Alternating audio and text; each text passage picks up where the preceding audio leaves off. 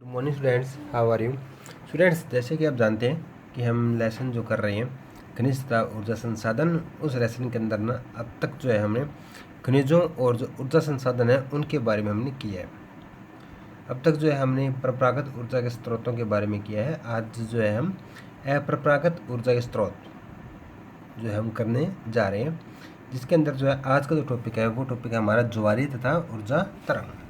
बच्चों, जैसे कि जानते हैं आप कि जो ज्वारीय तथा तरंग ऊर्जा है उसके अंदर जो है ये है जो हम गतिज ऊर्जा है उस ऊर्जा को जो है विद्युत ऊर्जा के अंदर जो है परिवर्तित करते हैं।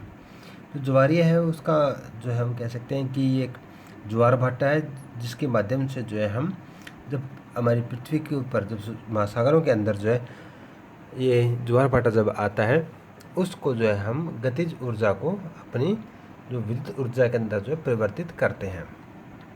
यहाँ ये कहता है कि महासागरीय धाराएं ऊर्जा का अपरिमित भंडार गृह है। 17वीं एवं 18वीं शताब्दी के प्रारंभ से ही एवरेज ज्वारीय तरंगों और महासागरीय धाराओं से अधिक ऊर्जा तंत्र बनाने के निरंतर प्रयास जारी है। भारत के पश्चिमी तट पर विरहित ज्वारीय तरंगें उत्पन्न होती है। इसमें भारत के पास तटों तथा ज्वारीय ऊर्जा विकसित करने के व्यापक संभावनाएं हैं, परंतु अभी तक जो है इनका उपयोग जो है हम नहीं जो है वो कर पाए हैं, क्योंकि इसके अंदर जो है तकनीकी के साथ साथ जो है ना बहुत ज़्यादा इसमें पूंजी जो वो निवेश की जाती है, तो ये जो हम इसका उपयोग जो है वो अधिक नहीं कर पाए हैं। नेक्स्ट है भूतापीय ऊर्जा। जब पृथ्वी के गर्भ से मैग्मा निकलता है तथा अत्यधिक ऊष्मा निर्मुक्त होती है, इस ताप ऊर्जा को सफलतापूर्वक काम में लाया जा सकता है और इससे विद्युत ऊर्जा में परिवर्तित किया जा सकता है। इसके अलावा गीजर कुंपों से निकलते गर्म पानी से ताप ऊर्जा पैदा की जा सकती है। इसे लोकप्रिय रूप में भूतापीय ऊर्जा के नाम से जानती हैं। इस ऊर्जा को अब एक प्रमुख ऊर्जा स्रोत के रूप में भी माना जा रहा है। बच्चों, यहाँ पर ये कहता है कि जब पृथ्वी से मैग्मा निकलता है उस मैग्मा का उपयोग जो है वो हम ताप ऊर्जा के निर्माण में जो है उसका उपयोग कर सकते हैं और यह एक वैकल्पिक स्रोत के रूप में जो विकसित किया जा सकता है। मध्यकाल से ही गर्म झरनों एवं गीजरों का उपयोग किया जा रहा है। भारत में भूतापीय ऊर्जा संयंत्र हिमाचल प्रदेश में मणिकर्ण में अधिकृत किया जा चुका है, तो वहाँ पर जो है इसका उपयोग ताप विद्युत जो बनाने में किया जाता है। अब हम बात करते हैं जैव ऊर्जा। जैव ऊर्जा उस ऊर्जा को कहा जाता है जिसे जैविक उत्पादों से प्राप्त किया जाता है। इसमें कृषि अवशेष, नगरपालिका, औद्योगिक तथा अन्य अपशिष्ट शामिल होते हैं। जैव ऊर्जा ऊर्जा परिवर्तन का एक संभावित स्रोत है। इसे विद्युत ऊर्जा, ताप ऊर्जा तथा खाना पकाने के लिए गैस में परिवर्तित किया जा सकता है। यह अपशिष्ट एवं कूड़ा कचरा प्रक्रमित करेगा एवं ऊर्जा भी पैदा करेगा। यह विकासशील देशों के ग्रामीण क्षेत्रों में आर्थिक जीवन को भी बेहतर बनाना तथा पर्यावरणीय प्रदूषण घटाएगा। इनकी आत्मनिर्भरता बढ़ाएगा तथा जलाऊ लकड़ी पर दबाव कम करेगा।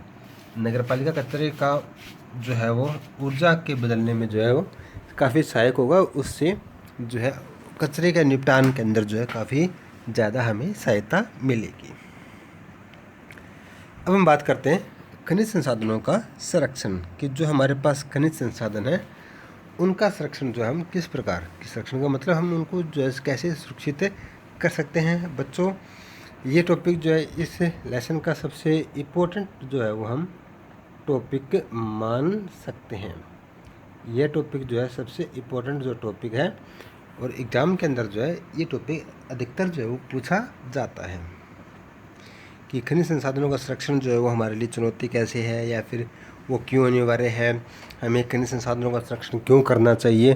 तो इस तरह के जो टॉपिक जो है वो इस लेसन से या इसमें से जो है वो हमारे पास एग्ज़ाम के अंदर आ सकता है। सतत पठनीय विकास की चुनौती के लिए आर्थिक विकास की चाका पर्यावरणीय मुद्दों से समन्वय आवश्यक है। संसाधन उपयोग के परंपरागत तरीकों के परिणामस्वरूप बड़ी मात्रा में अपशिष्ट के साथ साथ अन्य पर्यावरणीय समस्याओं का समाधान किया जाता है और इससे समस्याएं जो पैदा होती है उसको ठीक किया जा सकता है। अतएव सतत पठनीय विकास भावी पीढ़ियों के लिए संसाधनों के संरक्षण का आह्वान करता है। संसाधनों का संरक्षण अत्यंत आवश्यक है। इसके लिए ऊर्जा के वैकल्पिक स्रोत जैसे सौर ऊर्जा, पवन ऊर्जा, तरंग ऊर्जा, भूतापीय ऊर्जा तथा ऊर्जा के समापत्य स्रोत है। धात्विक खनिजों के मामले में साधन धातुओं का उपयोग धातुओं का पुनर्चक्रण संभव करेगा। तांबा, सीसा, जस्ता जैसी धातुओं में जिनमें भारत के भंडार अपर्याप्त है, छाछा स्क्रैप का प्रयोग विशेष रूप से सार्थक है। अत्यल्प धातुओं के लिए प्रतिस्थापनाओं का उपयोग भी उनकी खपत को घटा सकते हैं। उसके बाद कहते हैं कि सामरिक और अत्यल्प खनिजों के निर्यात को भी घटाना चाहिए ताकि वर्तमान आरक्षित भंडारों के लंबे समय तक उसका प्रयोग किया जा सकता है। देखो बच्चों, यहाँ पर ये कहता है कि एक सिंपल सी और एक स्पष्ट बात यहाँ पर ये कह रहा है कि जो खनिज संसाधन है उनका संरक्षण। तो यहाँ पर कहता है कि जो खनिज संसाधन है बहुत से ऐसे खनिज संसाधन हैं जिनका उपयोग जब एक बार हो जाता है तो उसका उपयोग दोबारा नहीं किया जा सकता और वो खनिज पदार्थ बनने में लाखों करोड़ों साल वो गुजर जाते हैं, तब जाकर वो खनिज बन पाता है। तो यहाँ पर ये कहता है कि इस प्रकार के जो खनिज है, फॉर एग्जांपल जैसे कोयला है, पेट्रोलियम है या एलपीजी गैस है, वो ऐसे ही खनिज है और जब हम उनका उपयोग कर लेंगे तो वो हमारे पास नहीं रहेंगे। तो ये इस तरह के जो खनिज संसाधन है उन संसाधनों का उपयोग बड़ी ही हम प्रफुल्लता के आधार पर करना चाहिए कि हमें वो संसाधन यूज़ तो करना है लेकिन इस तरह से यूज़ करें कि उसका मिसयूज़ ना हो और आने वाली जो नेक्स्ट जनरेशन यानी कि जो भावी पीढ़ी है, जो वर्तमान में आने वाली जो भविष्य के अंदर जो आने वाली जो पीढ़ी है उनके लिए हमें सुरक्षित करना है। क्योंकि जब हमने उनका यूज़ कर लिया है तो हमें उनके लिए बचा कर रखना है। तो इसीलिए इस तरह के संसाधन वो हमें सतत प्रफुल्लता के आधार पर उनका उपयोग करना चाहिए। उसके बाद ये कहता है कि कुछ ऐसे भी हमारे पास खनिज है जैसे कि उनका उपयोग हमें पुनर्चक्रण वाले जो खनिज है उनका उपयोग हमें ज़्यादा करना चाहिए। यही हमारा मेन मोटिव है।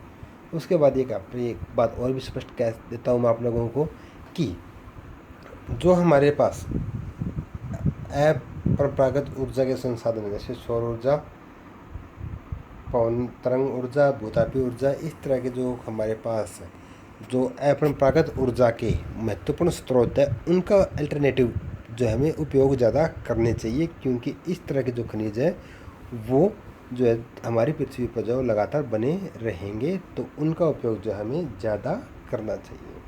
तो स्टूडेंट्स इसी तरह हमें अपने संसाधनों को बचा कर रखना चाहिए। हम इसी वजह से हमारा पर्यावरण और आने वाली जो नेक्स्ट जनरेशन है उनको काफ़ी बेनिफिट मिलेगा। तो स्टूडेंट्स इसी के साथ ये चैप्टर हमारा कंप्लीट होता है। आज के लिए इतना ही। Thank you friends, have a nice day.